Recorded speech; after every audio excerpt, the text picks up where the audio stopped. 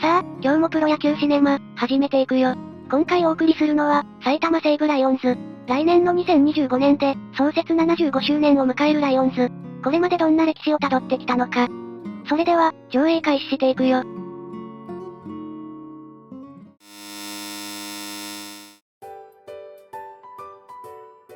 1943年、西日本鉄道、通称西鉄は、プロ野球球団だった太陽軍を譲り受け、西鉄軍として経営を開始。しかし戦争が原因で資金難に陥り、同年限りでチームは解散。そして終戦後の1946年6月に、西鉄はノンプロチームを立ち上げ、1948年には都市対抗野球で優勝するなど、アマ球界では強豪となっていた。また西鉄初代社長の村上浩二は、戦後の福岡に明るい話題を提供したいとの思いから、1949年初めに西鉄軍を復活させ、再びプロ野球チームを持とうと計画。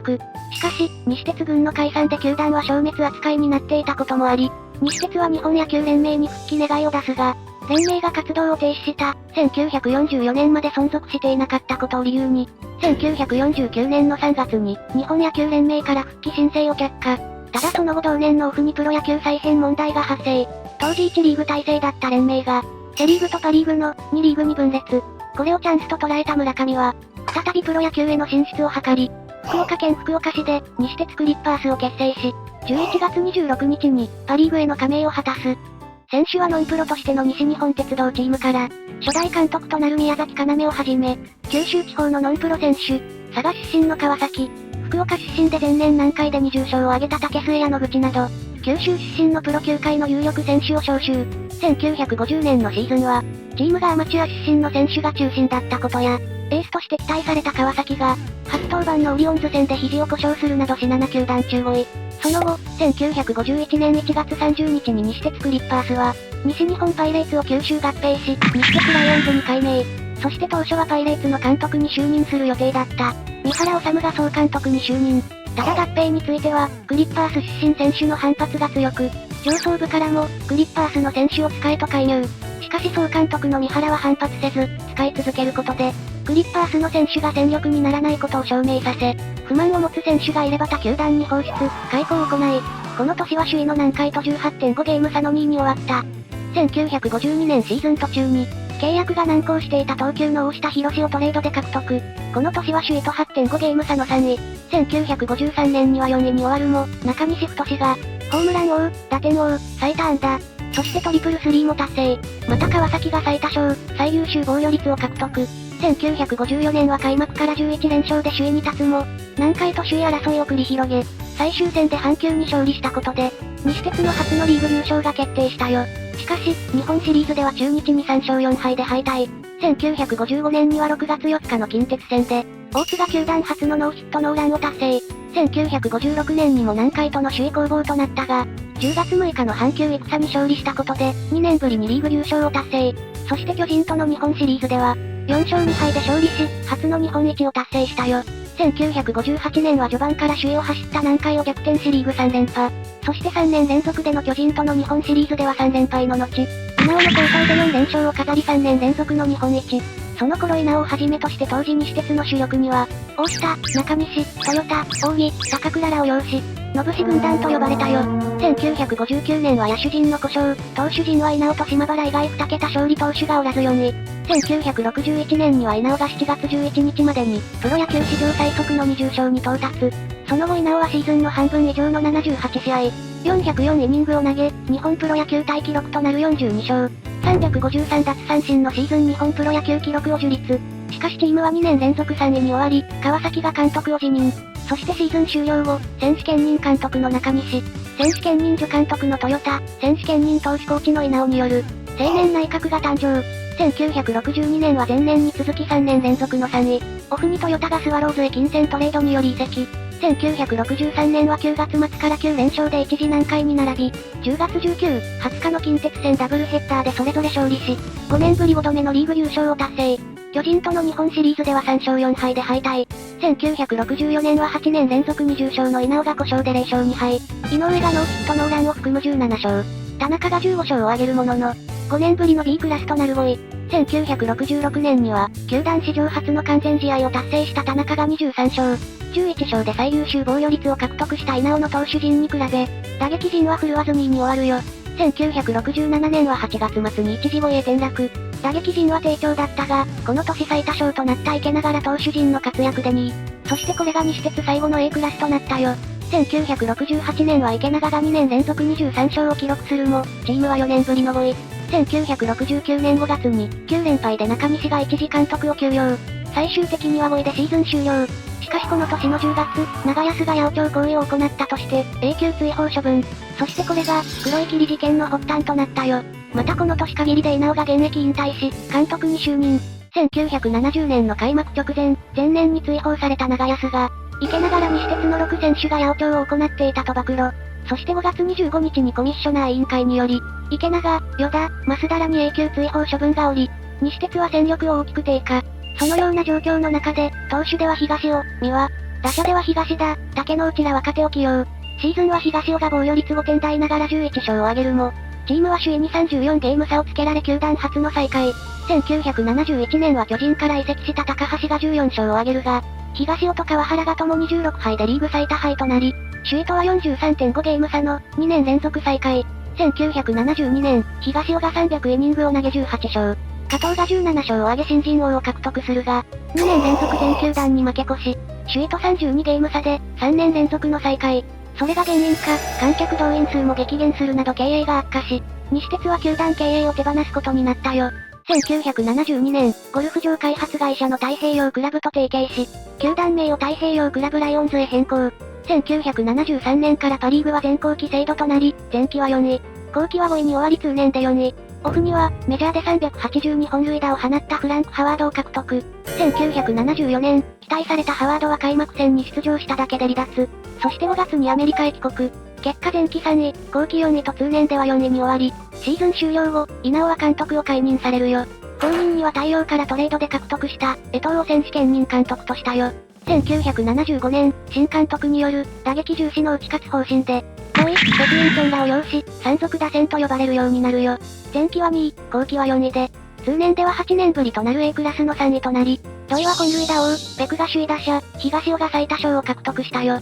オフにはメジャーリーグで名将として知られていた、レオ・ドローチャーを監督に招聘。しかし76年に就任したドローチャーが来日直前に急病で、春季キャンプは、監督不在のまま実施。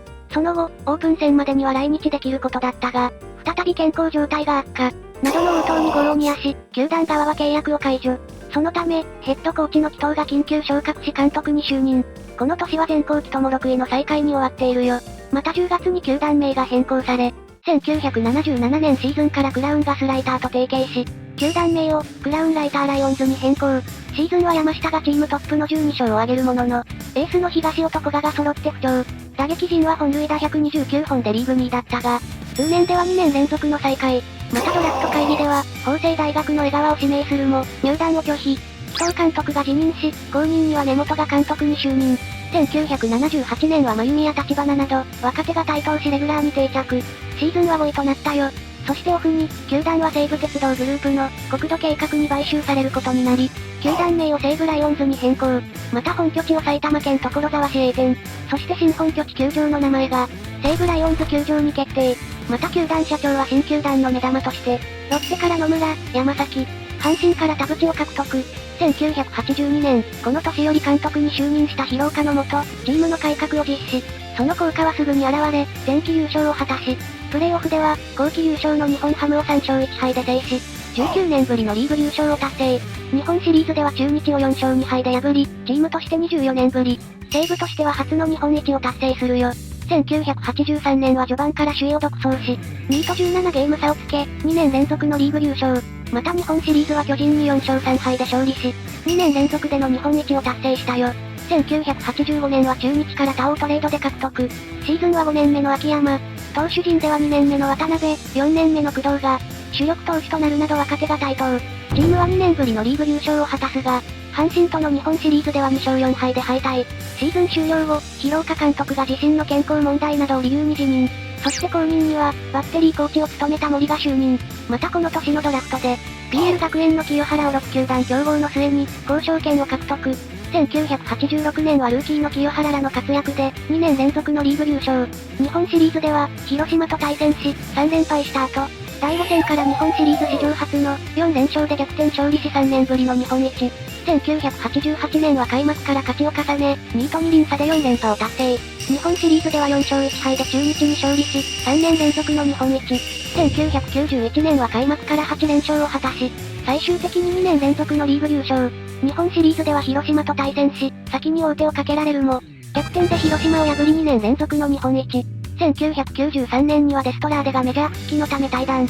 攻撃力低下が懸念されたものの、4年連続のリーグ優勝。シリーズ終了後、秋山、渡辺、内山と、大英の佐々木、橋本、村田による3対3の交換トレードが成立。1994年はオリックス、近鉄、大英との優勝争いになるが、パリーグ新記録となる、リーグ5連覇を達成。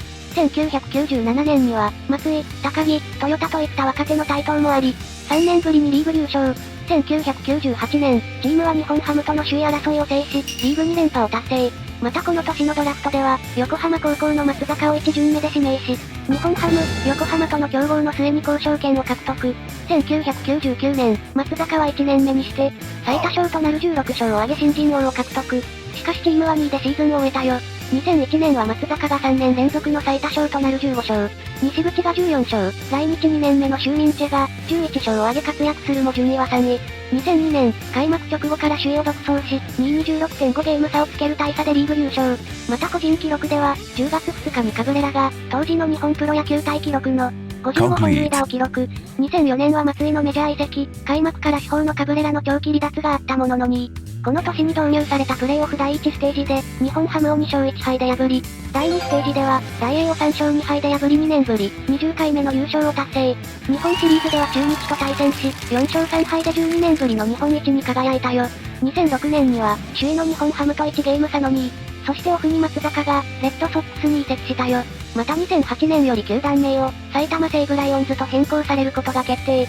2008年の8月11日には、球団通算4000勝を達成。シーズンは9月26日、球団名変更初年度で、4年ぶり21回目のリーグ優勝を決めたよ。CS では、日本ハムとファイナルステージで対戦。4勝2敗で制し、4年ぶりの日本シリーズへ出場。巨人との日本シリーズでは、先に王手をかけられたものの、4勝3敗で逆転し、4年ぶりの日本一を達成したよ。ドラフト会議では、花巻東の菊池との交渉権を、6球団による競合の末に獲得。2012年の5月1日に球団は、2007年に死去した、稲尾の背番号の24を、永久欠番とすることを発表。シーズンは日本ハムとの優勝争いとなったが、3ゲーム差の2位。この年は中村が本塁打王を獲得したよ。オフには、中島が海外 FA 権を行使し、アスレチックスに移籍。2013年は10月8日に、ロッテ戦で勝利し、8連勝となり2位に浮上。その後渡辺が監督を辞任し、球団シニアディレクターに就任。後任には、井原が監督に再び就任。2015年には、8月29日の楽天戦に勝利し、球団通算4500勝を達成。シーズンは4位となり、34年ぶりの2年連続 B クラス。